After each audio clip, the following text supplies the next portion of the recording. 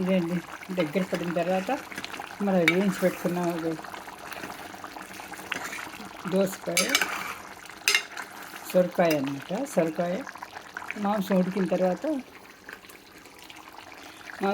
తర్వాత కలిపేసామండి. చివరిలో ఇది దగ్గర పట్టుకుని మన రుచి చూసుకోవాలి. ఉప్పు హెచ్చు తగ్గులు ఉంటే తక్కువైతే వేసుకోవాలి.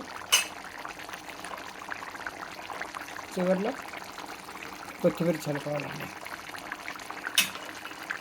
ఇది చాలా రుచిగా ఉంటుంది. అన్నంలోకి, చపాతీల్లోకి చాలా చాలా బాగుంటుందండి. ఇది బగారా రైస్లో కూడా బాగుంటుంది. మీరు చేసి చూడండి ఒకసారి. ఎలా వచ్చిందో చెప్పండి. రుచి బాగుందో లేదు.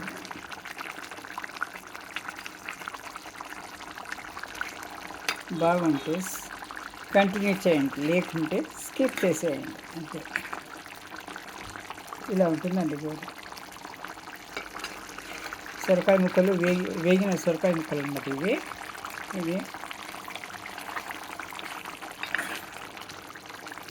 ఇలా ఉంటుందండి. చూసారా? ఇలా ఉంటుందండి.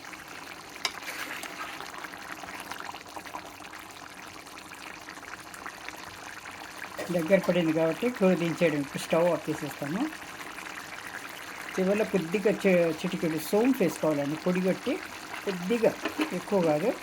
గరం మసాలా చిటికెడు వేసుకుంటే సరిపోతుందండి. దించేయాలి అంతే. Thank you for watching.